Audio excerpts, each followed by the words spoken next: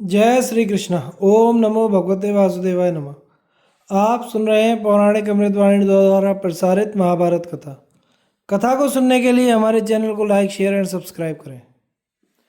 चलिए आगे की कथा प्रारंभ करते हैं। सात्यकी द्वारा राजकुमार सुदर्शन का वध, काम्बोज यवन आदि अनार्य योद्धाओं से घोर संग्राम तथा धृतराष्ट्र पुत्रों की पराजय। संजय ने कहा, राजन, इस प्रकार द्रोणाचार्य तथा कृतवर्मा आदि आपके वीरों को परास्त कर सात्यकी ने अपने सारथी से कहा, सूत, हमारे शत्रुओं को तो श्री कृष्ण और अर्जुन पहले ही भस्म कर चुके हैं।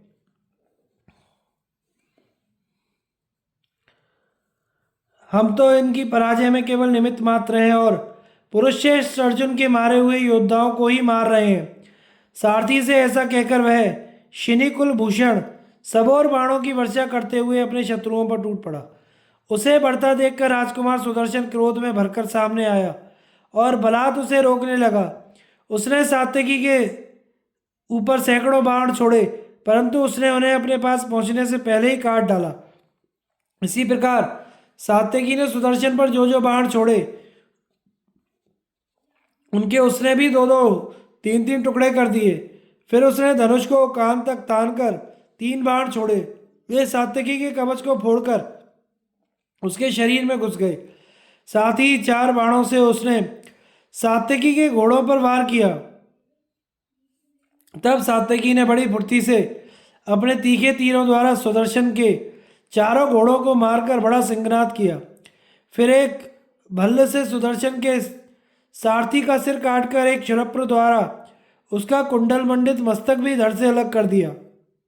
इस प्रकार राजा दुर्योधन के पौत्र सुदर्शन का संहार करके सात्यकी को बड़ा हर्ष हुआ। फिर वह आपकी सेना को अपने बाणों की बौछारों से हटाकर सबको विस्मय में डालता हुआ अर्जुन की ओर चला। मार्ग में उसके सामने जो शत्रु आता उसी को वह अग्नि के समान अपने बाणों में होम देता।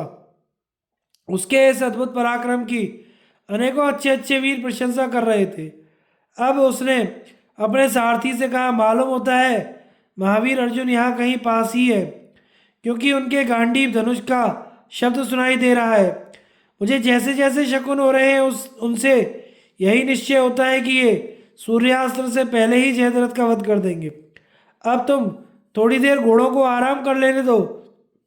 फिर जिस ओर शत्रुओं की सेना है तथा जिधर दुर्योधन आदि राजा एवं काम्बोज यवन शक किरात दरद बर्बर ताम्रलिप्तक और अनेकों मलेक्ष खड़े हुए हैं, उधर ही रथ ले चलना। ये सब मेरे साथ ही युद्ध करने की तैयारी में है। जब रथ, हाथी और घोड़ों सहित इन सब का संहार हो जाए तभी तुम समझना कि हमने इस दुस्तर व्यू को पार कर लिया है। सारथी ने कहा, वार्ष्णे, यदि क्रोध में भरे हुए साक्षात परशुराम जी भी आपके सामने आ जाए तो मुझे घबराहट नहीं होगी। इस गौ के खुर के समान तुच्छ संग्राम की तो बात ही क्या है। कहिए अब किस रास्ते में आपको अर्जुन के पास ले चलूं। सात्यकी ने कहा, आज मुझे इन मुंड लोगों का संहार करना है, इसलिए तो मुझे कम्बोजों की ओर ही ले चलो। गुरुवर अर्जुन से मैंने जो शस्त्र विद्या सीखी है आज मैं उसका कौशल दिखाऊंगा। क्रोध में भरकर चुने चुने योद्धाओं का वध करूंगा तो दुर्योधन को यही भ्रम होगा कि इस जगत में दो अर्जुन हैं। महात्मा पांडवों के प्रति मेरी जैसी प्रीति और भक्ति है उसे इन राजाओं के सामने सहस्त्रों वीरों का संहार करके प्रकट करूंगा। आज कौरवों को मेरे बल, वीर्य और कृतज्ञता का पता लग जाएगा। सात्यकी के ऐसा कहने पर सारथी ने बड़ी तेजी से घोड़ों को हाँका और तुरंत ही उसे यवनों के पास पहुंचा दिया।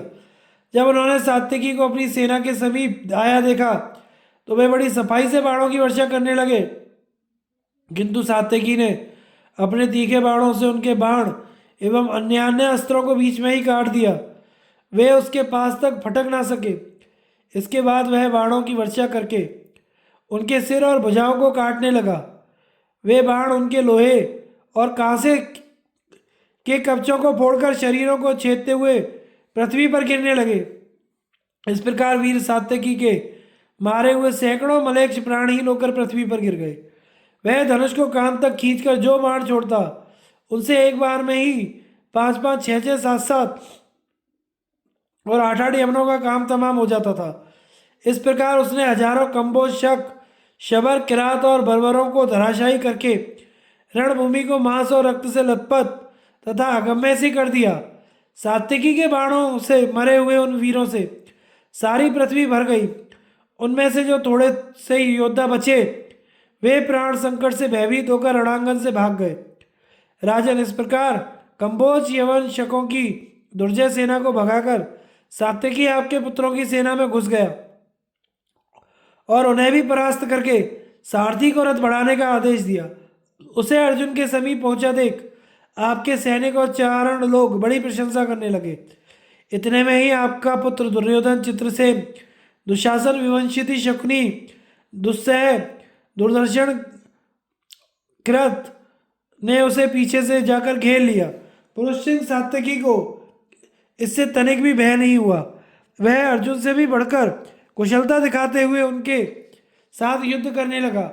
अब राजा दुर्योधन ने 3 बाणों से उसके सूत और 4 से चारों घोड़ों को बीत कर सात्यकी पर पहले 3 और फिर 8 बाणों से वार किया तथा दुशासन ने 16, शकुनी ने 25, चित्रसेन ने 5 और दुस्सह ने 15 बाणों से उस पर चोट की। इस पर सात्यकी ने मुस्कुराते हुए उन सभी को 3-3 बाणों से बीन दिया। फिर शकुनी के धनुष को काटकर 3 बाणों से दुर्योधन की छाती पर वार किया तथा चित्रसेन को 100, दुस्सह को 10 और दुशासन को 20 बाण मारकर घायल कर दिया। इसके बाद उसने प्रत्येक वीर को 5-5 बाण और भी मारे तथा एक भल्ल से दुर्योधन के सारथी पर प्रहार किया। इससे वह प्राणहीन होकर पृथ्वी पर गिर गया। सारथी के मारे जाने पर घोड़े हवा से बातें करने लगे और उसके रथ को संग्राम भूमि से बाहर ले गए। यह देखकर आपके अन्य पुत्र और दूसरे सैनिक भी मैदान छोड़कर भाग गए। इस प्रकार आपकी सब सेना को तितर बितर करके वह फिर अर्जुन की ही रथ की ओर चला, किंतु कुछ ही आगे बढ़ा था कि दुर्योधन की आज्ञा से संशप्तकों के सहित वे सब योद्धा फिर लौट आए। स्वयं दुर्योधन उनके आगे था। उसके साथ 3000 घुड़सवार, शक, कंबोज, बालीक, यवन, भारत, कुलिंद, तंगड़, अम्बस्ट, पैशाच, बर्बर और पर्वतीय योद्धा हाथों में पत्थर लेकर बड़े क्रोध से सात्यकी की ओर दौड़े। दुशासन ने इसे मार डालो ऐसा कहकर सबको उत्साहित किया और सात्यकी को चारों ओर से घेर लिया। इस समय हमने सात्यकी का बड़ा ही अद्भुत पराक्रम देखा। वह अकेला ही बेखट उनके सामने संग्राम कर रहा था तथा रथ सेना, गज सेना और घुड़सवारों के सहित उन सभी अनार्यों का संहार करता जाता था। जब वे मार खाकर भागने लगे तो उनसे दुशासन ने कहा, अरे भागते क्यों हो? तुम लोग तो पत्थरों की मार मारने में बड़े कुशल हो। सात्यकी तो इससे सर्वदा अनभिज्ञ है। तुम पत्थर बरसाकर इसे मार डालो। यह सुनकर वे फिर सात्यकी पर टूट पड़े और हाथी के सिर के समान बड़ी बड़ी शिलाएं लिए उसके सामने आए। कोई उसे मार डालने के लिए गोफनियां लेकर सब ओर से मार्ग रोक कर खड़े हो गए। उन्हें शिला युद्ध करने की इच्छा से आया देखकर सात्यकी ने बाण बरसाना आरंभ कर दिया। फिर उन्होंने जो भयंकर पाषाण वर्षा की, उसे सात्यकी ने अपने बाणों से छिन्न भिन्न कर दिया। उन पर पत्थरों के रोड़ों से आप ही की सेना मरने लगी और उसमें बड़ा हाहाकार होने लगा। बात की बात में ही 500 शिलाधारी वीर अपनी भुजाओं के कट जाने से प्राणहीन होकर पृथ्वी पर गिर पड़े। तब अनेकों व्यातमुख, अयोहस्त, शूलहस्त, धरत, तंगड़, खस, लंपाक और कुलिंद योद्धा सात्यकी पर पत्थरों की वर्षा करने लगे, किंतु युद्ध कुशल सात्यकी ने बाणों की बौछार से उनके पत्थरों के भी टुकड़े टुकड़े कर दिए। उनकी बजरी की चोट बौरों के डंक के समान जान पड़ती थी। उससे पीड़ित होकर मनुष्य, हाथी और घोड़े संग्राम भूमि में टिक ना सके। जो हाथी मरने से बचे थे वे खून से लथपथ हो गए। उनके मस्तकों की हड्डियां टूट गई। इसलिए वे भी अकेले सात्यकी के रथ को छोड़कर संग्राम भूमि से भाग गए। आपके जो पुत्र सात्यकी से लड़ने आए थे वे भी उसकी मार से घबराकर द्रोणाचार्य की सेना में जा मिले। जिन रथियों को लेकर दुशासन ने धावा किया था वे सब भी भयभीत होकर द्रोण के रथ की ओर दौड़ गए। आचार्य के द्वारा दुशासन का तिरस्कार, वीर केतु आदि पांचाल कुमारों का वध तथा उनका धृष्टद्युम्न आदि पांचालों एवं सात्यकी का दुशासन और त्रगर्तों के साथ घोर संग्राम। संजय ने कहा, राजन, जब आचार्य ने दुशासन के रथ को अपने पास खड़े देखा तो वे उससे कहने लगे, दुशासन, ये सब रथी क्यों भाग रहे हैं? राजा दुर्योधन तो कुशल से है ना? तब जयद्रथ अभी जीवित है या नहीं? तुम तो राजकुमार हो, स्वयं राजा के भाई हो, तुम्ही को युवराज पद प्राप्त हुआ है, फिर तुम युद्ध से कैसे भाग रहे हो? तुमने तो पहले द्रौपदी से कहा था कि तू हमारी जुए में जीती हुई दासी है, अब तू स्वेच्छाचारिणी होकर हमारे ज्येष्ठ भ्राता महाराज दुर्योधन के वस्त्र लाकर दिया कर। अब तेरा कोई पति नहीं है, ये सब तो तैलीन तिल के समान सारीन हो गए हैं।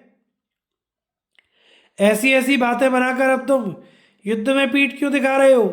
तुमने पांचाल और पांडवों के साथ स्वयं ही वैर बांधा, फिर आज एक सात्यकी के सामने आकर ही तुम कैसे डर गए? पहले कपट द्यूत में पासे पकड़ते समय तुमने यह नहीं समझा था कि एक दिन ये पासे ही कराल बाण हो जाएंगे? शत्रु दमन, तुम सेना के नायक और अवलंब हो, यदि तुम ही डरकर भागने लगोगे तो संग्राम भूमि में और कौन ठहरेगा? आज यदि अकेले ही जूझते हुए सात्यकी के सामने से तुम भागना चाहते हो तो रणस्थल में अर्जुन, भीम या नकुल सहदेव को देखने पर क्या करोगे? हो तो तुम बड़े मर्द, जाओ झटपट गांधारी के पेट में घुस जाओ। पृथ्वी पर भाग कर जाने से तो कहीं भी तुम्हारे जीवन की रक्षा नहीं हो सकेगी। यदि तुम्हें भागना ही सूझता है तो शांति के साथ राजा युधिष्ठिर को पृथ्वी सौंप दो।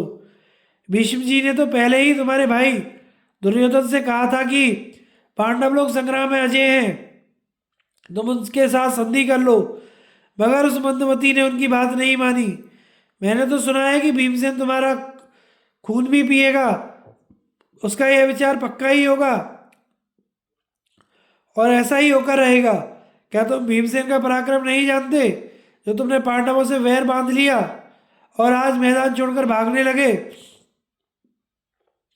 जहां तक सात्यकी है वहां शीघ्र ही अपना रथ ले जाओ, नहीं तो यह तुम्हारे बिना सारी सेना भाग जाएगी। जाओ, संग्राम में वीर सात्यकी से भिड़ जाओ। आचार्य के इस प्रकार कहने पर भी दुशासन ने कुछ उत्तर नहीं दिया। वह सब बातों को सुनी अनसुनी सी करके युद्ध से पीठ ना फेरने वाले यवनों की भारी सेना लेकर सात्यकी की ओर चला गया और बड़ी सावधानी से उसके साथ संग्राम करने लगा। रथियों में श्रेष्ठ द्रोणाचार्य भी क्रोध में भरकर मध्यम गति से पांचाल और पांडवों की सेना पर टूट पड़े और सैकड़ों हजारों योद्धाओं को समर भूमि से भगाने लगे। उस समय आचार्य अपना नाम सुना सुनाकर पांडव, पांचाल और मत्स्यवीरों का घोर संहार कर रहे थे।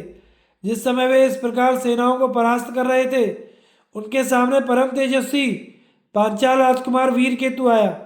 उसने 5 तीखे बाणों से द्रोण को, एक से ध्वजा को और 7 से उनके सारथी को बींध दिया। इस समय बड़े आश्चर्य की बात हुई कि आचार्य उस बेगवान पांचाल राजकुमार को काबू में नहीं कर सके। संग्राम में द्रोण की गति रुकी देखकर महाराज युधिष्ठिर की विजय चाहने वाले पांचाल वीरों ने उन्हें चारों ओर से घेर लिया। सबके सब मिलकर उन पर बाण, तोमर और तरह तरह के अस्त्र शस्त्रों की वर्षा करने लगे। तब आचार्य ने वीर केतु के रथ की ओर एक बड़ा ही भयंकर बाण छोड़ा। वह उसे घायल करके पृथ्वी पर जा पड़ा और उसकी चोट से प्राणहीन होकर वह पांचाल कुल तिलक रथ से नीचे गिर गया। उस महान धनुर्धर राजकुमार के मारे जाने पर पांचाल वीरों ने बड़ी फुर्ती से आचार्य को सब ओर से घेर लिया। चित्रकेतु, सुधन्वा, चित्रवर्मा, चित्ररथ, ये सभी राजकुमार अपने भाई की मृत्यु से व्यथित होकर द्रोणाचार्य के साथ संग्राम करने के लिए उनके सामने आ गए और वर्षाकालीन मेघों के समान बाणों की वर्षा करने लगे।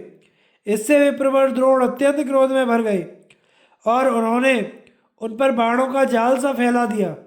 इससे वे सब राजकुमार घबराकर किंग कर्तव्य विमूढ़ हो गए। तब आचार्य ने हंसते हंसते उनके घोड़े, सारथी और रथों को नष्ट कर दिया और अत्यंत तीखे भल्लों से उनके मस्तकों को भी काट कर गिरा दिया। इस प्रकार उन राजपुत्रों का वध करके आचार्य अपने धनुष को मंडलाकार घुमाने लगे। यह देखकर धृष्टद्युम्न को बड़ा उद्योग हुआ। उसके नेत्रों से जल गिरने लगा और वह अत्यंत कुपित होकर द्रोण के रथ पर टूट पड़ा। तब धृष्टद्युम्न के बाणों से द्रोण की गति रुकी देखकर संग्राम भूमि में बड़ा हाहाकार होने लगा। उसने क्रोध से तिल मिलाकर आचार्य की छाती पर 90 बाणों से चोट की। इससे वे रथ की गद्दी पर बैठकर मूर्छित हो गए। धृष्टद्युम्न ने धनुष रखकर एक तेज तलवार उठाई और अपने रथ से कूदकर फौरन ही आचार्य के रथ पर चढ़ गया। वह उनका सिर काटने ही वाला था कि द्रोण की मूर्छा टूट गई। जब उन्होंने देखा कि धृष्टद्युम्न उनका काम तमाम करने के लिए निकट आ गया है, तो वे पास से ही चोट करने वाले वितस्त नाम के बाण छोड़ने लगे। उन बाणों से धृष्टद्युम्न का उत्साह भंग हो गया और वह तुरंत ही उनके रथ से कूदकर अपने रथ पर जा चढ़ा। अब वे दोनों ही एक दूसरे को बाणों से बीधने लगे। दोनों ने ही संपूर्ण आकाश, दिशा और पृथ्वी को बाणों से छा दिया। उनके उस अद्भुत युद्ध की सभी प्राणी प्रशंसा करने लगे और अब द्रोण ने बड़ी फुर्ती से धृष्टद्युम्न के सारथी का सिर काटकर गिरा दिया। इससे उसके घोड़े रणभूमि से भाग गए। तब आचार्य पांचाल संजय वीरों के साथ युद्ध करने लगे और उन्हें परास्त करके फिर अपने व्यू में आकर खड़े हो गए। इधर दुशासन बरसते हुए बादल के समान बाणों की वर्षा करता हुआ सात्यकी के सामने आ गया। उसे आता देख सात्यकी उसकी ओर दौड़ा और उसे अपने बाणों से एकदम ढक दिया। जब दुशासन और उसके साथी बाणों से बिल्कुल ढक गए तो वे सब सैनिकों के सामने ही भयभीत होकर युद्ध स्थल से भाग गए। दुशासन को सैकड़ों बाणों से बिंधा देखकर राजा दुर्योधन ने त्रिगर्त वीरों को सात्यकी के रथ की ओर भेजा। उन 3 सहस्त्र रथी योद्धाओं ने युद्ध का पक्का निश्चय कर सात्यकी को चारों ओर से रथों के बाहर से घेर दिया, किंतु सात्यकी ने अपने बाणों की बौछार से उस सेना के 500 अग्रगामी योद्धाओं को भी बात की बात में धराशायी कर दिया। तब रहे सहे वीर अपने प्राणों के भय से द्रोणाचार्य जी के रथ की ओर लौट आए। इस प्रकार त्रिगर्त वीरों का संहार करके वीर सात्यकी धीरे धीरे अर्जुन के रथ की ओर बढ़ने लगा। इस समय आपके पुत्र दुशासन ने उस पर फिर 9 बाणों से वार किया। तब सात्यकी ने उस पर 5 बाण छोड़े उसके धनुष को काट डाला।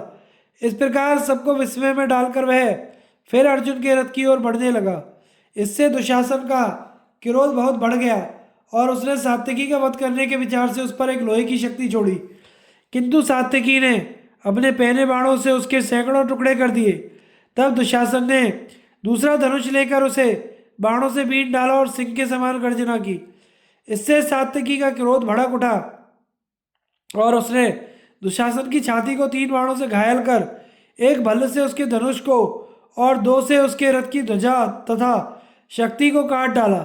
फिर कई तीखे बाण छोड़कर उसने दोनों पार्श्व रक्षकों को मार डाला। तब त्रिगर्त सेनापति उसे अपने रथ पर चढ़ाकर ले चला। सात्यकी ने कुछ देर तक उसका भी पीछा किया, किंतु फिर उसे भीमसेन की प्रतिज्ञा याद आ गई, इसलिए उसने दुशासन का वध नहीं किया। राजन, भीमसेन ने आपकी सभा में ही आपके सभी पुत्रों को मारने की प्रतिज्ञा की थी, इसलिए सात्यकी ने दुशासन को मारा नहीं। वह उसे संग्राम भूमि में परास्त करके बड़े वेग से अर्जुन की ओर बढ़ने लगा। द्रोणाचार्य द्वारा वृक्षत्र, धृष्टकेतु और क्षेत्रधर्मा का वध तथा चेकितान आदि अनेक वीरों की पराजय। संजय ने कहा, राजन, इधर दोपहर के बाद आचार्य द्रोण का सोमकों के साथ फिर घोर संग्राम होने लगा। उस समय जो योद्धा गरज रहे थे उनका मेघ के समान गंभीर शब्द हो रहा था। पुरुष सिंह द्रोण ने अपने लाल रंग के घोड़ों वाले रथ पर चढ़कर मध्यम गति से पांडवों पर धावा किया और अपने तीखे बाणों से मानो चुने चुने वीरों पर बाण बरसा रहा हो, इस प्रकार युद्ध में खेल सा करने लगा। इतने में ही 5 केके राजकुमारों से रण दुर्मद महारथी भरत क्षेत्र उनके सामने आया और पहने पहने बाणों की वर्षा करके उन्हें पीड़ित करने लगा। द्रोण ने कुपित होकर उस पर 15 बाण छोड़े, किंतु उसने अपने 5 बाणों से ही उन्हें काट डाला। उसकी ऐसी फुर्ती देखकर आचार्य हंसे और फिर उस पर 8 बाणों से वार किया। यह देखकर वृक्षेत्र ने उन्हें उतने ही पहने बाण छोड़कर नष्ट कर दिया। वृक्षत्र को ऐसा दुष्कर कर्म करते देख आपकी सेना को बड़ा आश्चर्य हुआ। तब द्रोण ने अत्यंत दुर्जय ब्रह्मास्त्र प्रकट किया। उसे के राजकुमार ने ब्रह्मास्त्र से ही नष्ट कर दिया तथा आचार्य पर 60 बाणों से चोट की। इस पर विप्रवर द्रोण ने उस पर एक नाराज छोड़ा। वह उसके कवच को फोड़कर पृथ्वी में घुस गया। इससे वृक्षत्र को क्रोध आ गया तथा उसने 70 बाणों से द्रोण को और एक से उनके सारथी को घायल कर डाला। तब आचार्य ने अपनी बाण वर्षा से भारतीय वृक्षत्र के नाक में दम कर दिया और उसके चारों घोड़ों का काम तमाम कर डाला। फिर एक बाण से सूत को और 2 से ध्वजा एवं छत्र को काटकर रथ से नीचे गिरा दिया। इसके बाद एक बाण तानकर वृक्षत्र की छाती में मारा। इससे उसकी छाती फट गई और पृथ्वी पर जा गिरा। इस प्रकार के महारथ वृक्षत्र के मारे जाने पर शिशुपाल का पुत्र महाबली धृष्टकेतु द्रोणाचार्य के ऊपर टूट पड़ा। उसने आचार्य तथा उनके रथ, ध्वजा और 8 घोड़ों पर 60 बाणों से वार किया। तब द्रोण ने एक क्षुरप्र बाण से उसका धनुष काट डाला।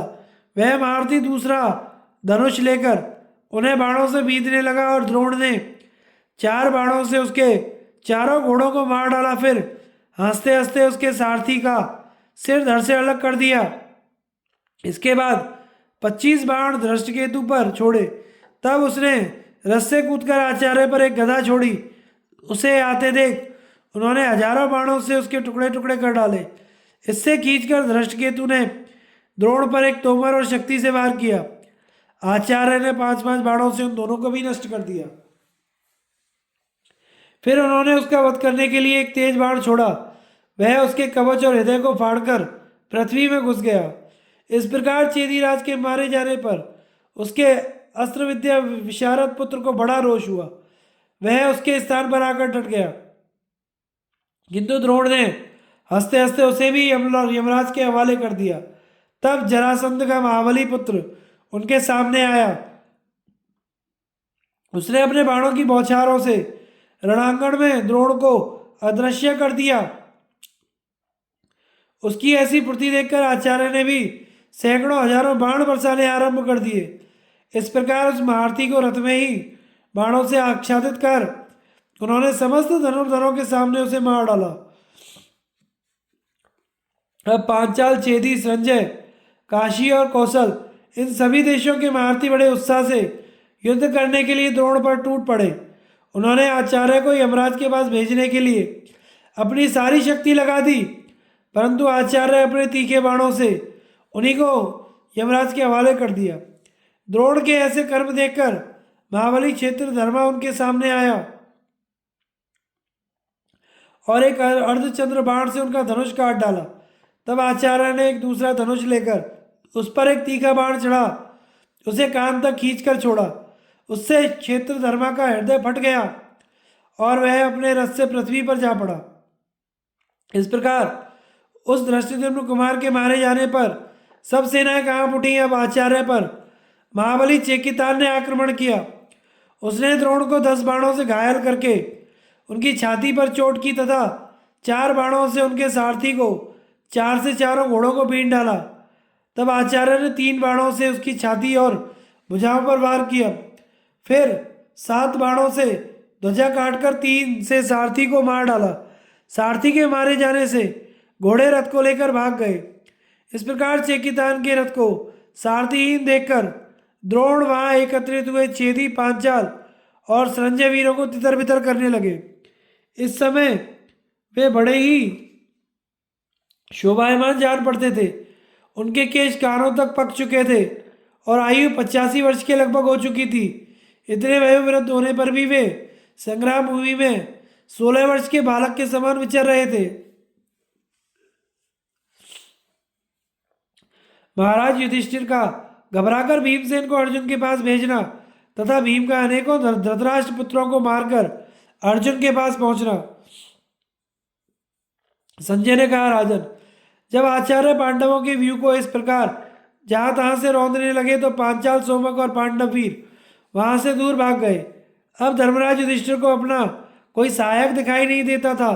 उन्होंने अर्जुन को देखने के लिए सब और निगाह दौड़ाई, किंतु उन्हें ना तो अर्जुन दिखाई दिए और ना ही सात्यकी। इस प्रकार बहुत देखने पर भी जब उन्हें नरश्रेष्ठ अर्जुन दिखाई ना दिए और ना ही उनके गांडीव धनुष की टंकारी सुनाई पड़ी तो उनकी इंद्रियां एकदम व्याकुल हो उठी। वे एकदम से शोक में डूब गए और भीमसेन को बुलाकर उससे कहने लगे, भैया भीम, जिसने रथ पर चढ़कर अकेले ही देवता, गंधर्व और असुरों को परास्त कर दिया था, आज तुम्हारे उस छोटे भाई अर्जुन का मुझे कोई चिन्ह दिखाई नहीं दे रहा है। धर्मराज को इस प्रकार घबराते देख भीमसेन ने कहा, राजन, आपकी ऐसी घबराहट तो मैंने पहले कभी नहीं देखी और ना ही सुनी है। पहले जब कभी हम लोग दुख से अधीर हो उठते थे तो आप ही हमें दिलासा दिया करते थे। महाराज, इस संसार में ऐसा कोई काम नहीं है जिसे मैं ना कर सकूं अथवा असाध्य मानकर छोड़ दूं। आप मुझे आज्ञा दीजिए और मन में किसी प्रकार की चिंता ना कीजिए। तब युधिष्ठिर ने नेत्रों में जल भरकर दीर्घ निश्वास लेकर कहा, भैया देखो, श्री कृष्ण द्वारा रोष पूर्वक बजाए जाते हुए पांचजन्य शंख का शब्द सुनाई दे रहा है। इससे मुझे निश्चय होता है कि तुम्हारा भाई अर्जुन आज मृत्युशैया पर पड़ा हुआ है और उसके मारे जाने पर श्री कृष्ण संग्राम कर रहे हैं। यही मेरे शोक का कारण है। अर्जुन और सात्यकी की चिंता मेरी शोकाग्नि को बार बार भड़का देती है। देखो, उनका मुझे कोई चिन्ह नहीं दिखाई दे रहा। इससे यही अनुमान होता है कि उन दोनों के मारे जाने पर श्री कृष्ण ही युद्ध कर रहे हैं। भैया, मैं तुम्हारा बड़ा भाई हूँ। यदि तुम मेरा कहा मानो तो जिधर अर्जुन और सात्यकी गए हैं उधर ही तुम भी जाओ। तुम सात्यकी का ध्यान अर्जुन से भी बढ़कर रखना। वह मेरा प्रिय करने के लिए दुर्गम और भयंकर भारतीय सेना को लांघकर अर्जुन की ओर गया है। कच्चे पक्के योद्धा तो इस विशाल वाहिनी के पास नहीं भटक सकते। यदि तुम्हें श्री कृष्ण, अर्जुन और सात्यकी सकुशल मिल जाए तो सिंहनाद करके मुझे सूचित कर देना। भीमसेन ने कहा, महाराज, जिस रथ पर पहले ब्रह्मा, महादेव, इंद्र और वरुण सवारी कर चुके हैं उसी पर बैठकर श्री कृष्ण और अर्जुन गए हैं। इसलिए यद्यपि उनके विषय में कोई खटके की बात नहीं है तो भी मैं आपकी आज्ञा शिरोधार्य कर कर जा रहा हूँ। आप किसी प्रकार की चिंता ना करें। मैं उन पुरुष सिंहों से मिलकर आपको सूचना दूंगा।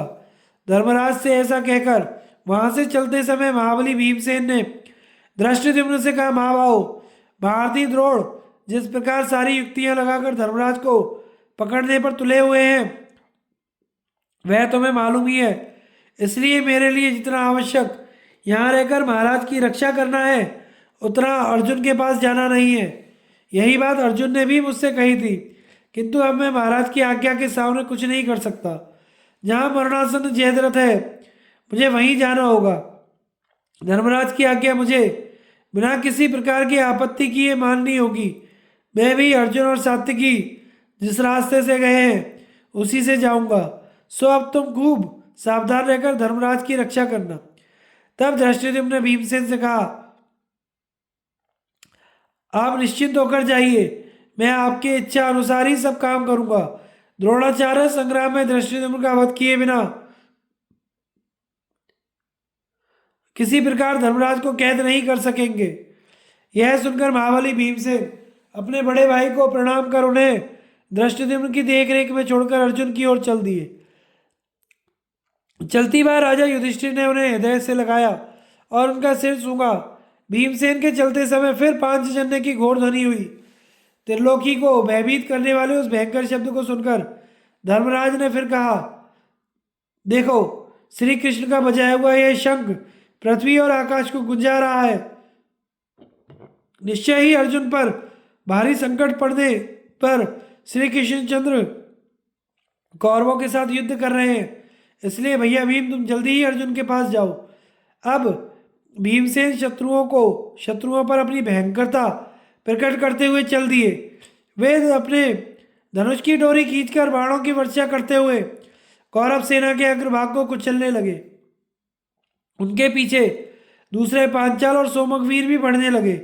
तब उनके सामने दुश्यल, चित्रसेन, कुंडभेदी, विवंशिति, दुर्मुख, दुस्सह, विकर्ण, शल, विंद, अनुविंद, सुमुख, दीर्घबाहु, सुदर्शन, वृंदारक, स्वहस्त, सुषेण, दीर्घलोचन, अभय, रौद्रकर्मा, सुवर्मा, दुर्विमोचन आदि आपके अनेकों सैनिक और पुत्र और पदातियों को लेकर आए।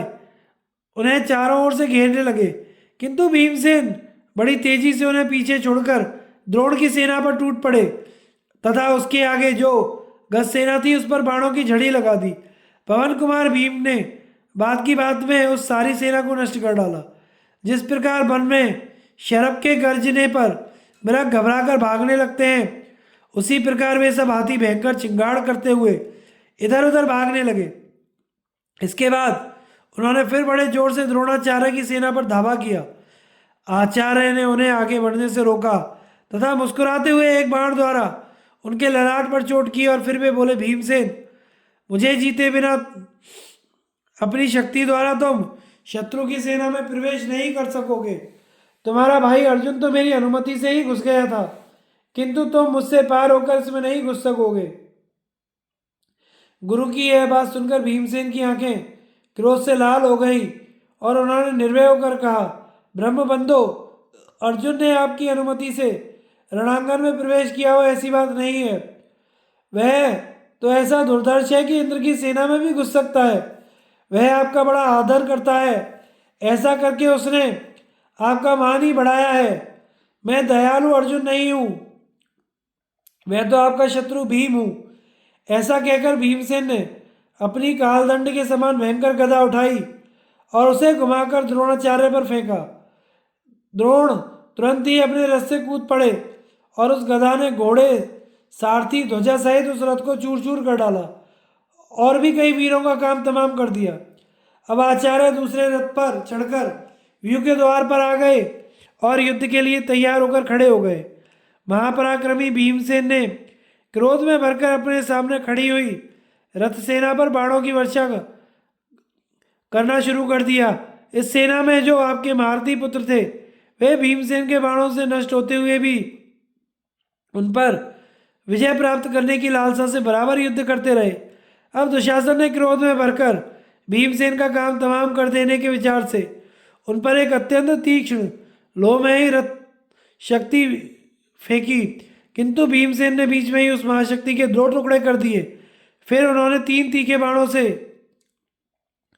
कुंडभेदी, सुशेषण, दीर्घलोचन इन तीन भाइयों को मार डाला। आपके वीर पुत्र इस पर भी लड़ते रहे। इतने में ही उन्होंने महाबली, वृंदारक तथा अभय, रौद्रकर्मा और दुर्विमोचन का भी काम तमाम कर दिया। तब आपके पुत्रों ने उन्हें चारों ओर से घेर लिया और उन पर बाणों की झड़ी लगा दी। भीमसेन ने हंसते हंसते आपके पुत्र विंद, अनुविंद, सुवर्मा को यमराज के घर भेज दिया। फिर उन्होंने आपके शूरवीर पुत्र सुदर्शन को घायल किया। वह पृथ्वी पर गिर पड़ा और मर गया। इस प्रकार भीमसेन ने सब ओर तक ताक कर थोड़ी देर में ही अपने तेज बाणों से उस रथ सेना को नष्ट कर डाला। फिर तो सिंह की दहाड़ सुनकर जैसे मृग भागने लगते हैं, उसी प्रकार उनके रथ की घरघराहट सुनकर आपके पुत्र सब ओर भागने लगे। भीमसेन ने आपके पुत्रों की भागती हुई सेना का भी पीछा किया और वे सब और कौरवों का संहार करने लगे। इस तरह बहुत मार पड़ने पर वे भीमसेन को छोड़कर अपने घोड़ों को दौड़ाते हुए रणभूमि से भाग गए। महाबली भीम संग्राम में उन सबको परास्त करके बड़े जोर से गरजने लगे। अब वे रथ सेना लांग कर आगे बढ़े। यह देखकर द्रोणाचार्य ने उन्हें रोकने के लिए बाणों की वर्षा आरंभ कर दी तथा आपके पुत्रों की प्रेरणा से कई धनुर्धर राजाओं ने भी उन्हें चारों ओर से घेर लिया।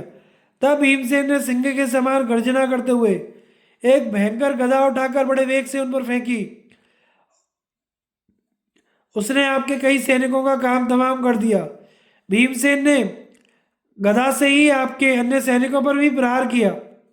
इससे वे भयभीत होकर इस प्रकार भागने लगे जैसे सिंह की गंध पाकर मृग भाग जाते हैं। जब महारथी भीमसेन इस प्रकार कौरवों का संहार करने लगे तो द्रोणाचार्य उनके सामने आए। उन्होंने अपने बाणों की बौछारों से भीमसेन को आगे बढ़ने से रोक दिया। अब इन दोनों वीरों का बड़ा घोर युद्ध होने लगा। भीमसेन अपने रथ से कूदकर द्रोण के बाणों की मार सहते हुए उनके रथ के पास पहुंच गए और उस का जुआ पकड़कर उसे दूर फेंक दिया। द्रोण एक दूसरे रथ पर चढ़कर फ्यू फ्यू के द्वार पर वापस आ गए। अपने निरुत्साहित गुरु को इस प्रकार फिर सामने आया देख भीमसेन फिर बड़े वेग से उनके पास गए और धुरे को पकड़कर उस रथ को भी दूर फेंक दिया। इसी तरह भीमसेन ने अनायासी द्रोणाचार्य के 8 रथ फेंक फेंक कर नष्ट कर दिए। आपके योद्धा यह सब कौतुक बड़े विस्मय भरे नेत्रों से देखते रहे। यह अब आंधी जैसे वृक्षों को नष्ट कर देती है, उसी प्रकार संग्राम में क्षत्रियों का नाश करते हुए भीमसेन आगे बढ़े। कुछ दूर जाने पर उन्हें कृतवर्मा से सुरक्षित भोज सेना मिली, किंतु वे उसे भी तरह तरह से नष्ट भ्रष्ट करके आगे बढ़ गए। फिर कंबोज सेना तथा अनेकों युद्ध कुशल मलेच्छों को पार करने पर उन्हें युद्ध करता हुआ सात्यकी दिखाई दिया। तब तो वे अर्जुन को देखने की इच्छा से अपने रथ द्वारा बड़ी सावधानी से तेजी से के साथ आगे बढ़ने लगे। आपके अनेकों योद्धाओं को लांग कर वे जो ही कुछ आगे आए कि उन्होंने जयद्रथ का वध करने के लिए अर्जुन को युद्ध करते देखा। यह देखकर वे वर्षाकालीन मेघ के समान बड़ी जोर से दहाड़ने लगे। भीमसेन का वह सिंहनाद श्री कृष्ण और अर्जुन के कानों में भी पड़ा। तब वे दोनों उन्हें देखने के लिए गर्जना करते हुए उनसे आ मिले। महाराज, इधर भीमसेन और अर्जुन का सिंहनाद सुनकर धर्मपुत्र युधिष्ठिर को बड़ी प्रसन्नता हुई। उनका सारा शोक दूर हो गया और उन्हें अर्जुन की विजय की पूरी आशा हो गई। भीमसेन के सिंहनाद करने पर वे मुस्कुराकर मनी मन कहने लगे, भीम, तुमने खूब सूचना दी। तुमने अपने बड़े भाई का कहना करके दिखा दिया। भैया, जिनसे तुम द्वेष करते हो, संग्राम में उनकी विजय कभी नहीं हो सकती। यह मेरा बड़ा सौभाग्य है कि मुझे श्री कृष्ण और अर्जुन के सिंहनाद का शब्द सुनाई दे रहा है।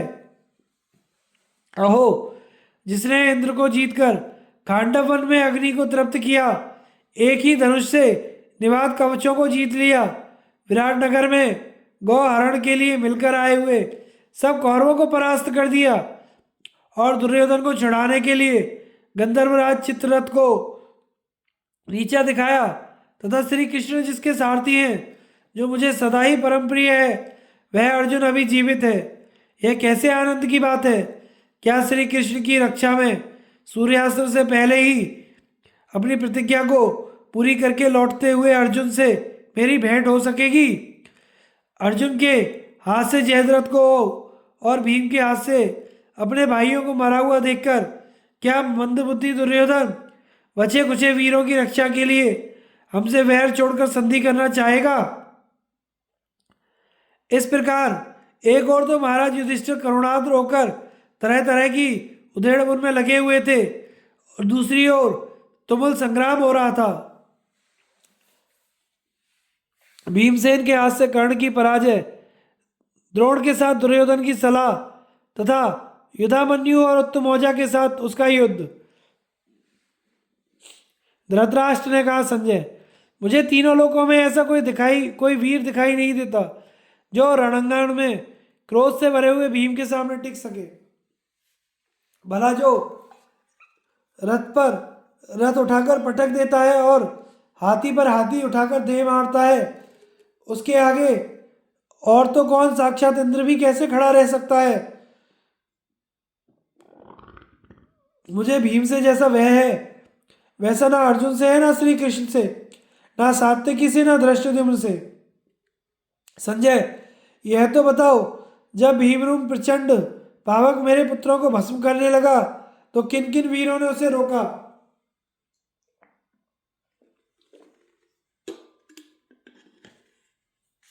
संजय कहने लगे,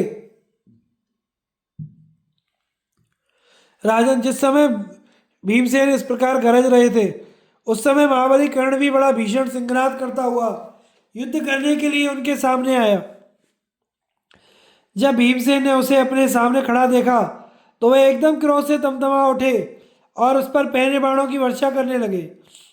कर्ण ने भी बदले में बाण बरसाते हुए उन्हें दृढ़ता से सहन कर लिया।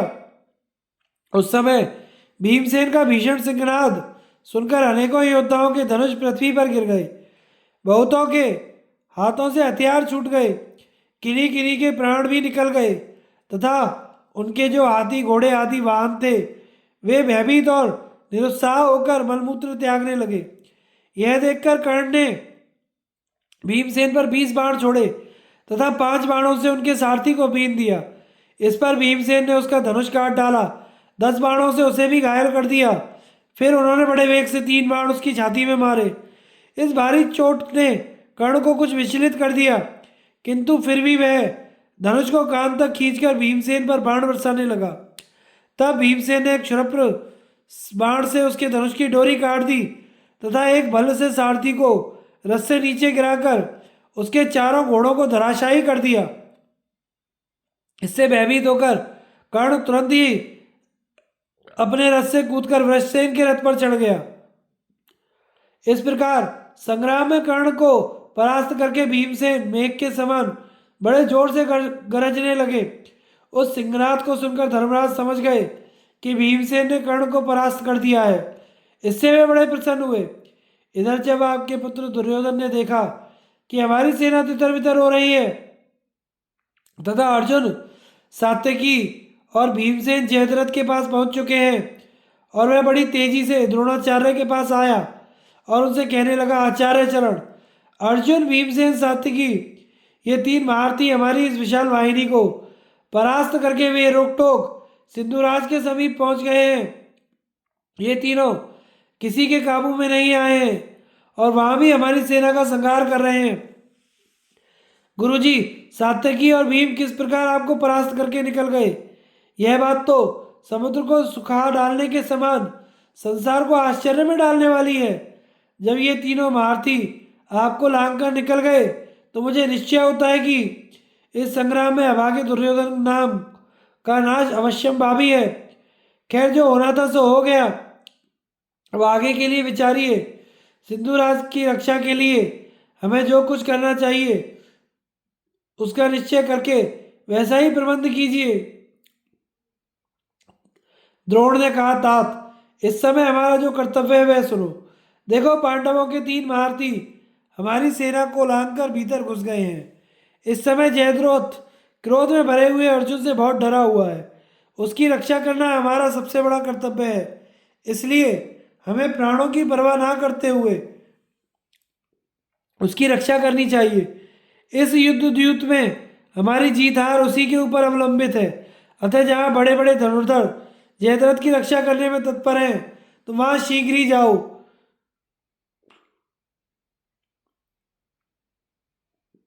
और उन रक्षकों की रक्षा करो। मैं यहीं रहकर तुम्हारे पास दूसरे योद्धाओं को भी भेजूंगा और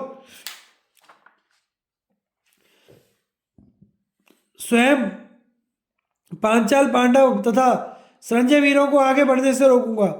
आचार्य की यह आज्ञा सुनकर दुर्योधन अपने ऊपर यह भारी भार लेकर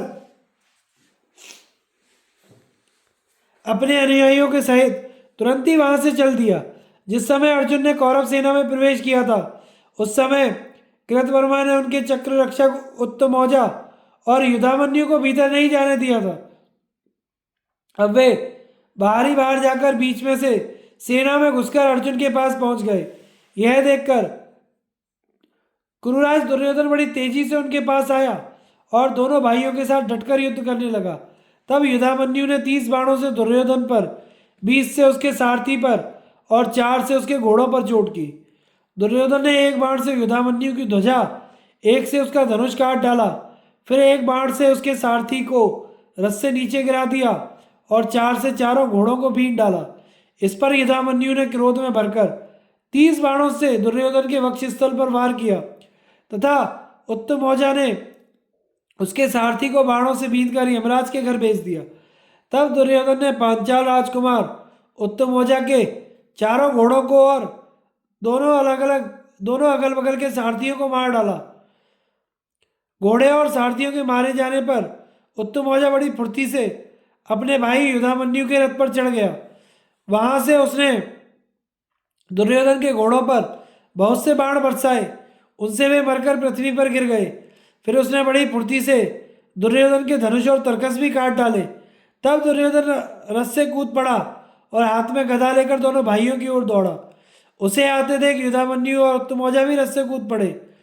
दुर्योधन ने क्रोध में भरकर अपनी गदा से सारथी, ध्वजा और घोड़ों के सहित उनके रथ को चूर चूर कर दिया।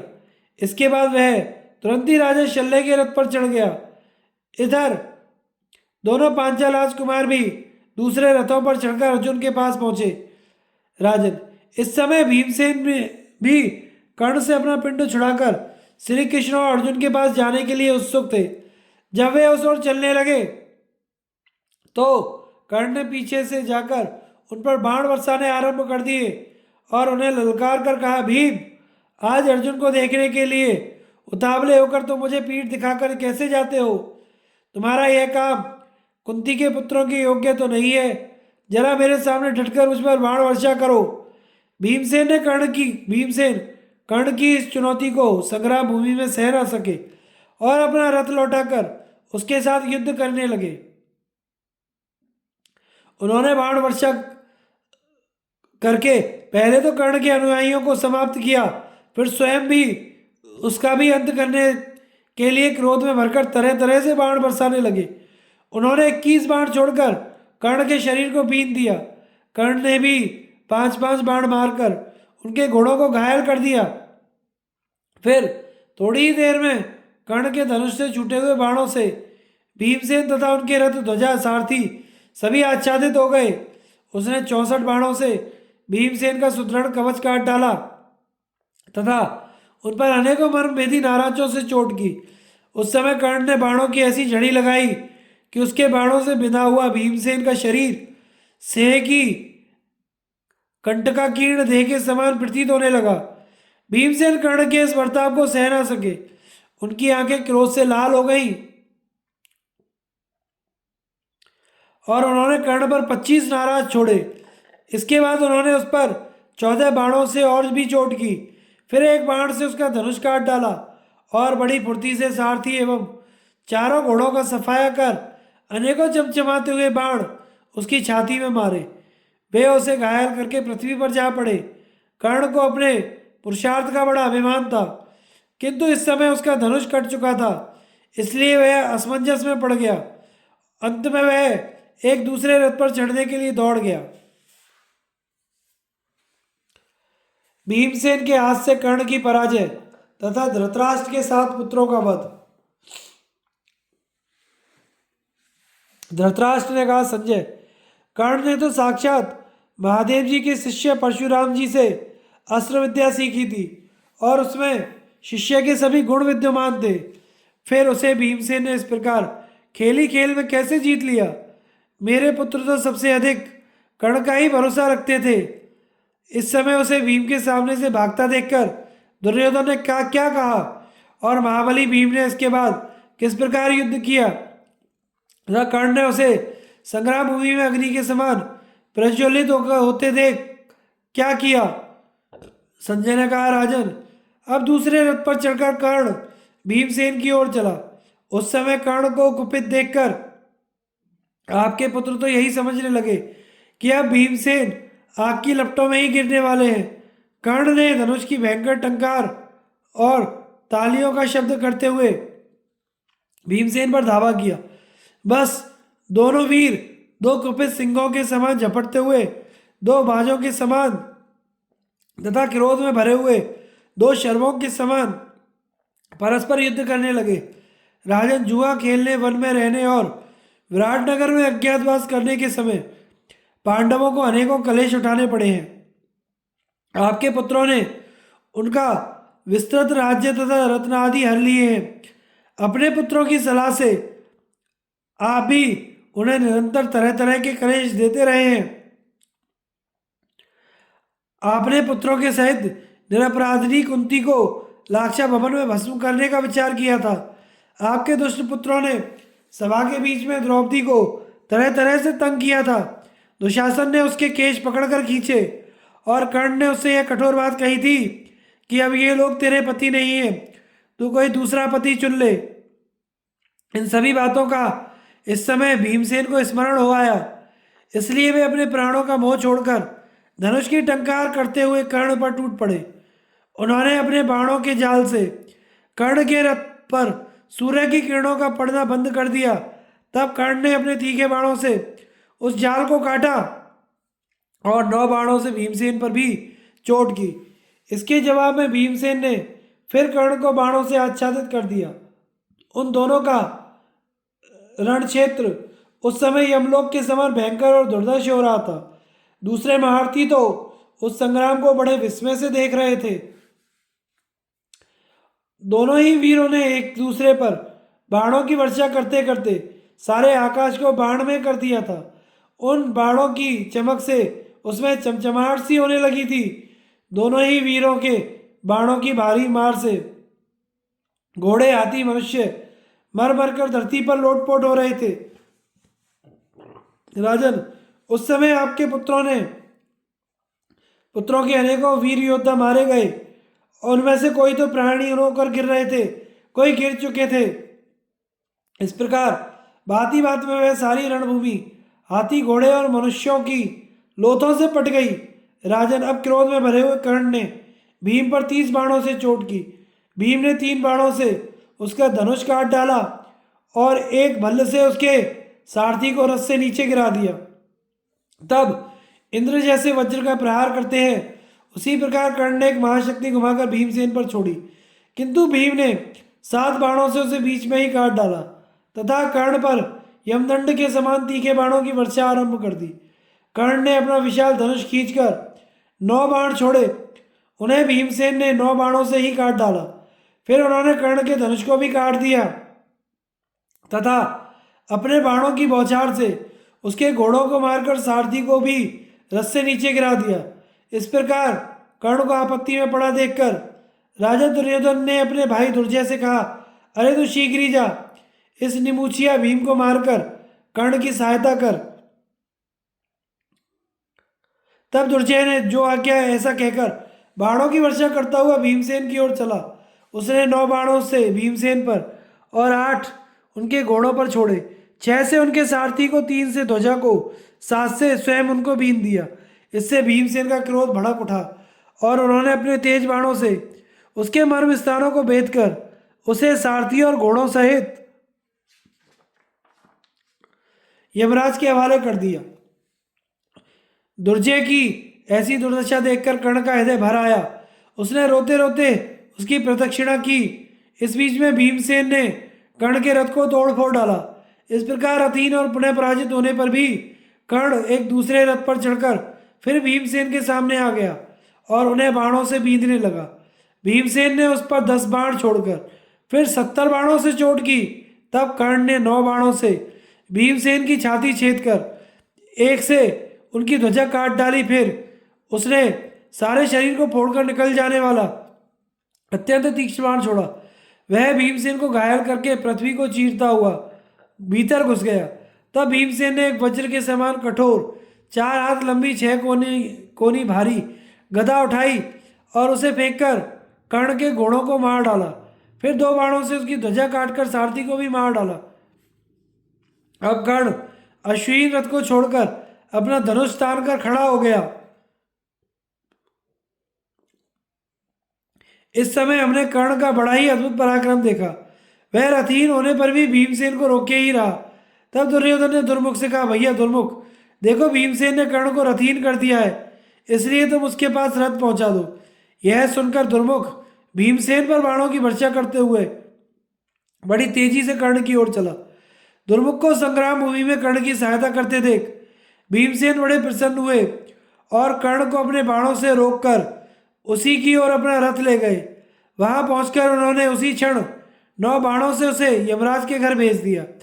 अब कर्ण ने कुछ भी आगा पीछा ना करके 14 बाणों से भीमसेन पर वार किया। वे बाण उनकी दाई भुजा को घायल करके पृथ्वी में घुस गए। तब भीमसेन ने 3 बाणों से कर्ण को और 7 से उसके सारथी को बीन डाला। उन बाणों की चोट से कर्ण बहुत व्याकुल हो गया और अपने घोड़ों को तेजी से आकर युद्ध क्षेत्र से चला गया। किंतु अतिरथी भीम सेन अब भी अपना धनुष ताने वहीं खड़े रहे। धृतराष्ट्र कहने लगे, संजय,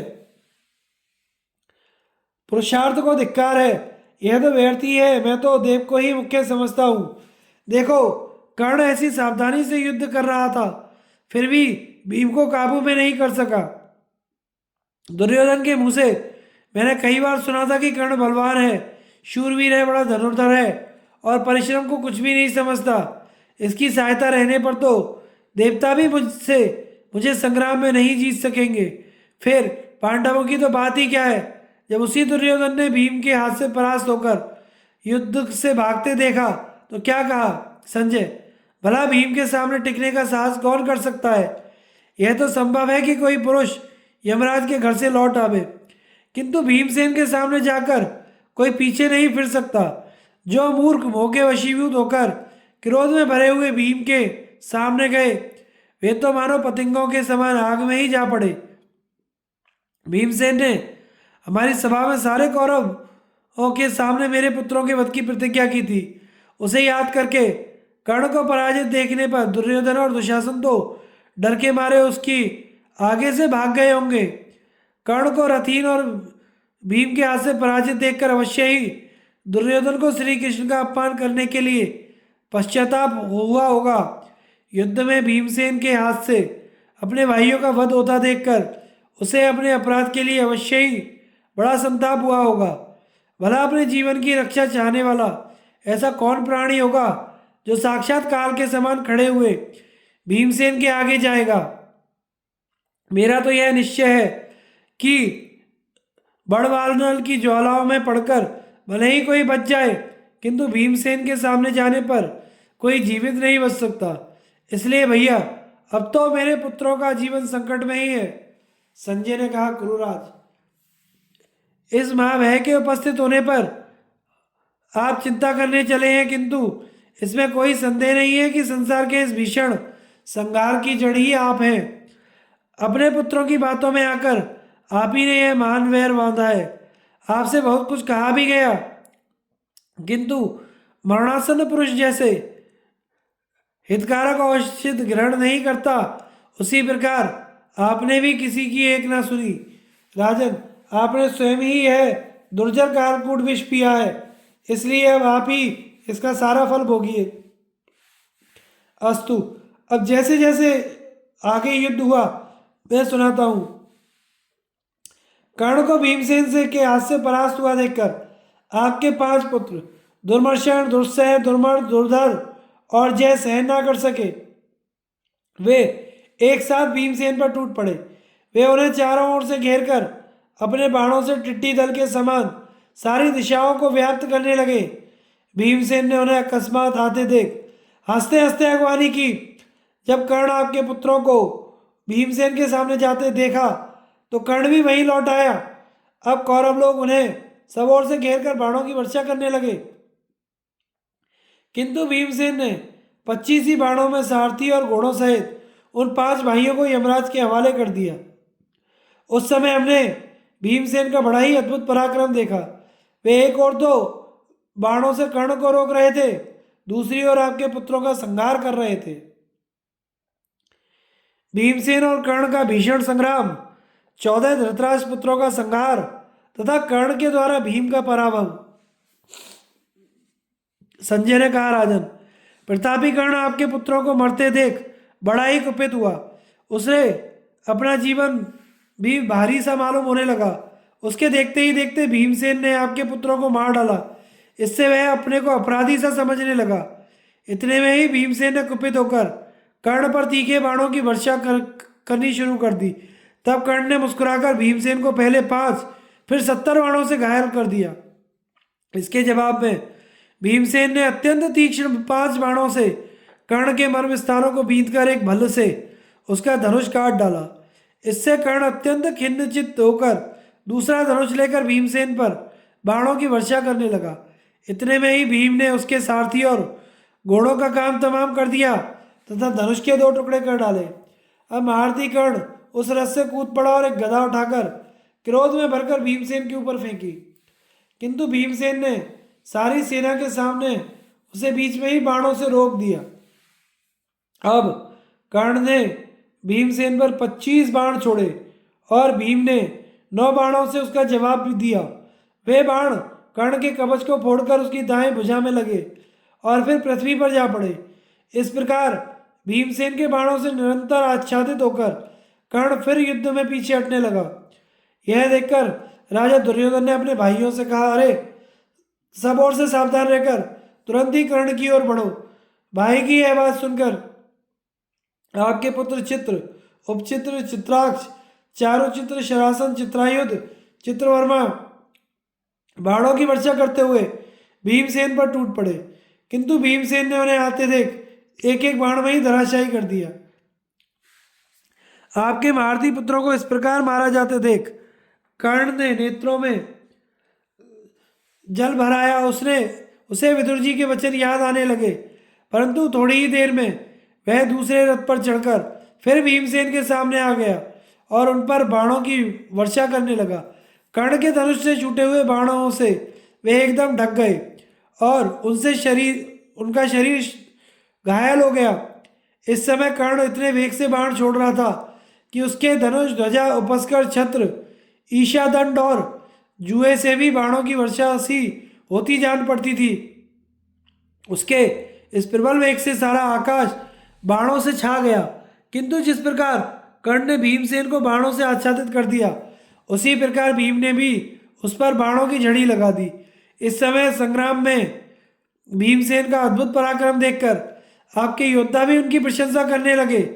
भूरिश्रवा, कृपाचार्य, अश्वत्थामा, शल्य, जयद्रथ, उत्तमौजा, युधामन्यु, सात्यकी, श्री कृष्ण और अर्जुन, ये कौरव और पांडव पक्ष के 10 महारथी साधु साधु कहकर बड़े जोर से सिंहनाद करने लगे।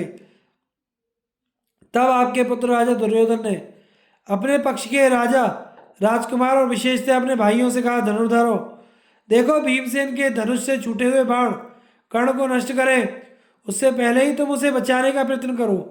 दुर्योधन की आज्ञा पाकर उसके 7 भाई क्रोध में भरकर भीमसेन पर टूट पड़े और उन्हें चारों ओर से घेर लिया।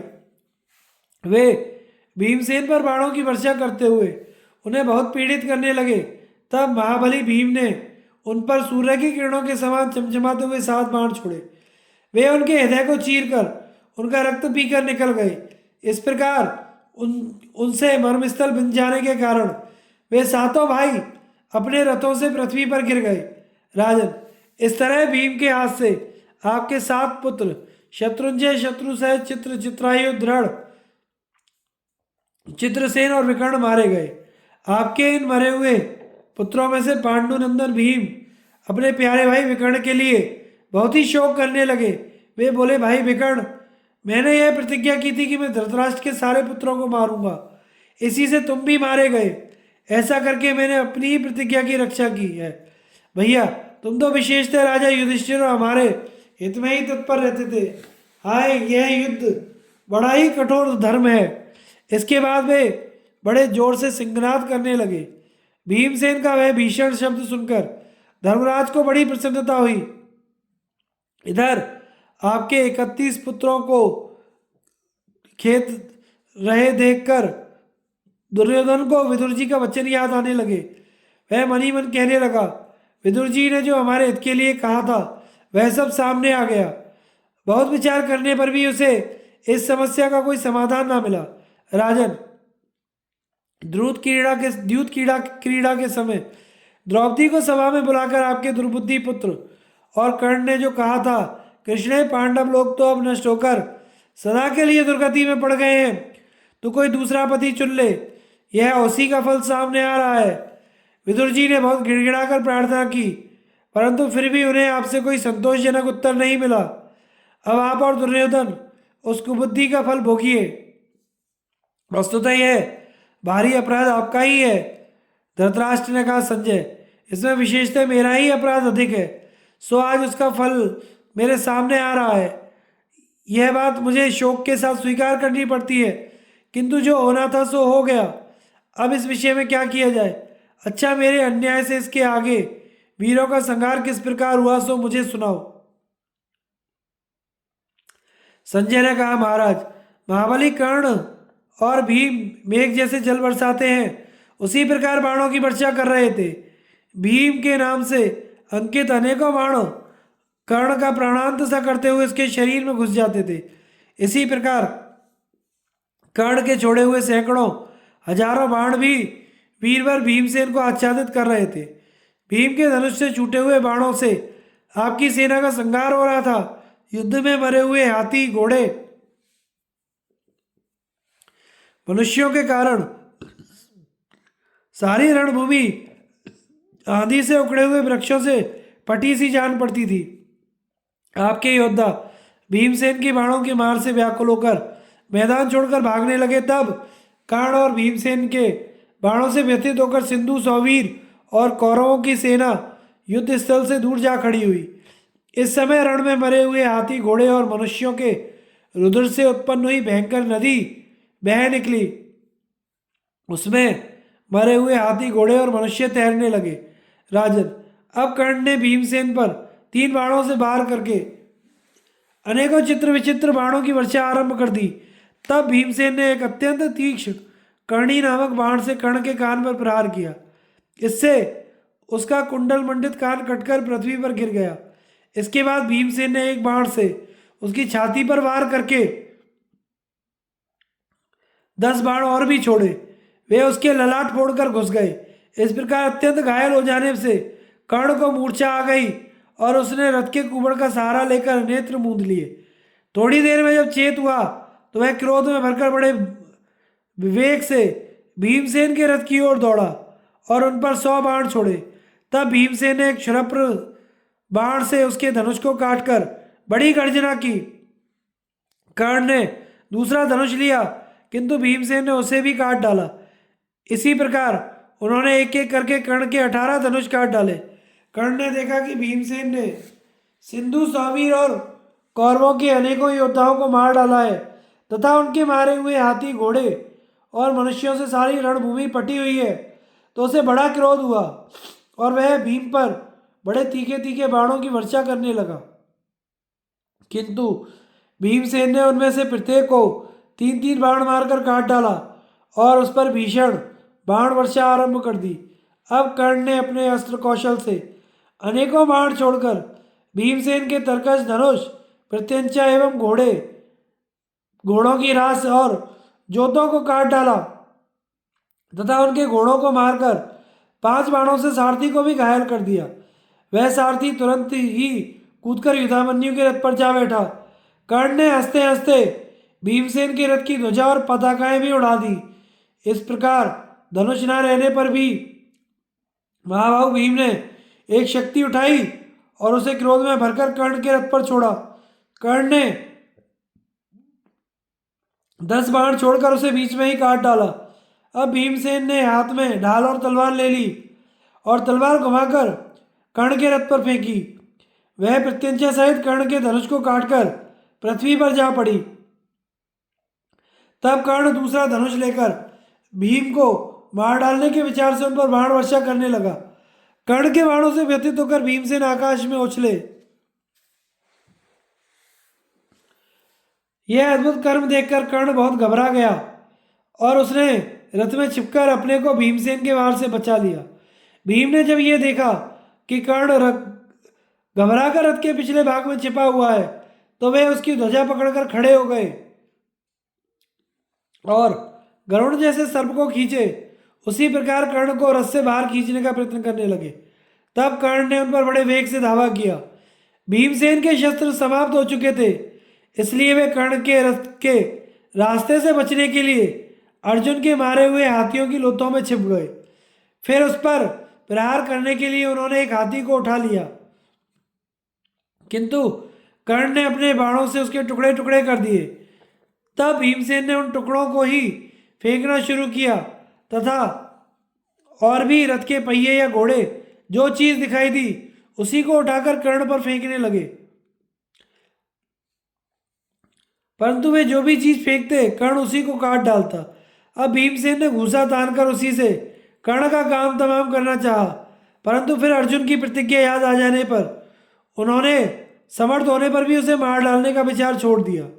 इस समय कर्ण ने बार बार अपने पहने बाणों से की मार से भीम को मूर्छित सा कर दिया, किंतु कुंती की बात याद करके इस शस्त्रहीन अवस्था में उसने भी उनका वध नहीं किया। फिर उसने पास जाकर उनके शरीर में अपने धनुष की नोक लगाई। उसका स्पर्श होते ही भीमसेन का क्रोध भड़क उठा और उन्होंने वह धनुष छीनकर कर्ण के मस्तक पर दे मारा। भीमसेन की चोट खाकर कर्ण की आंखें क्रोध से लाल हो गई और वह उनसे कहने लगा, अरे निमुछिए, अरे मूर्ख, अरे पेटू, तुझे अस्त्र शस्त्र संभालने का शऊर तो है नहीं, परंतु युद्ध करने की उत्सुकता इतनी है कि मेरे साथ भिड़ने की चंचलता कर बैठता है। अरे दुर्बुद्धि, जहाँ तरह तरह की बहुत सी खाने पीने की चीजें हो तुझे वहीं रहना चाहिए। युद्ध में तुझे कभी मुंह नहीं दिखाना चाहिए। तू फल फूल मूल आदि खाने तथा व्रत नियम आदि का पालन करने में अवश्य कुशल है, किंतु युद्ध करना तू नहीं जानता। भला कहाँ मुनि वृत्ति और कहाँ युद्ध। भैया, तुझे युद्ध करने का शऊर नहीं है। तू तो वन में रहकर ही प्रसन्न रह सकता है, इसलिए तू वन में ही चला जा। तुझे लड़ना ही हो तो दूसरे लोगों से भिड़ना चाहिए। मेरे जैसे वीरों के सामने आना तुझे शोभा नहीं देता। मेरे जैसों से भिड़ने पर तो ऐसी या इससे भी बढ़कर दुर्गति होती है। अब तू या तो कृष्ण और अर्जुन के पास चला जा, वे तेरी रक्षा करेंगे, या अपने घर चला जा, बच्चा युद्ध करके क्या लेगा। कर्ण के ऐसे कठोर वचन सुनकर भीमसेन ने सब योद्धाओं के सामने हंसकर कहा, अरे दुष्ट, मैंने तुझे कई बार परास्त किया है, तू अपने मुंह से क्यों इतनी शेखी बघार रहा है। हमारे प्राचीन पुरुष भी जय पराजय तो इंद्र की भी देखते आए हैं। अरे अकुलीन, अब भी तू मेरे साथ मल्लयुद्ध करके देख ले। जैसे मैंने महाबली और महाभोगी कीचक को पछाड़ा था, उसी प्रकार इन सब राजाओं के सामने तुझे भी काल के हवाले कर दूंगा। बुद्धिमान कर्ण भीमसेन के इन शब्दों से उनका अभिप्राय ताड़ गया और सब धनुर्धरों के सामने ही युद्ध से हट गया। भीमसेन को रथहीन करके जब कर्ण ने श्री कृष्ण और अर्जुन के सामने ही ऐसी ना कहने योग्य बातें कही, तो श्री कृष्ण की प्रेरणा से अर्जुन ने उस पर कई बाण छोड़े। वे गांडीव धनुष से छूटे हुए बाण कर्ण के शरीर में घुस गए। उनसे पीड़ित होकर वह तुरंत ही बड़ी तेजी से भीमसेन के सामने से भाग गया। तब भीमसेन सात्विकी के रथ पर सवार होकर अपने भाई अर्जुन के पास आए। इसी समय अर्जुन ने बड़ी फुर्ती से कर्ण को लक्ष्य करके एक काल के समान कराल बाण छोड़ा, किंतु उसे अश्वत्थामा ने बीच में ही काट डाला। इस पर अर्जुन ने कुपित होकर अश्वत्थामा को 64 बाणों से घायल कर दिया और चिल्लाकर कहा, जरा खड़े रहो, भागो मत। किंतु अर्जुन के बाणों से व्यथित होकर अश्वत्थामा रथों से भरी हुई मतवाले हाथियों की सेना में घुस गया। अर्जुन ने अपने बाणों से उस सेना को व्यथित करते हुए कुछ दूर उसका पीछा भी किया। इसके बाद वे अनेकों हाथी, घोड़ों और मनुष्यों को विदीर्ण करते हुए उस सेना का संहार करने लगे। आगे की कथा का प्रसारण हम अगले भाग में करेंगे। हमारे चैनल को लाइक, शेयर एंड सब्सक्राइब करें। धन्यवाद।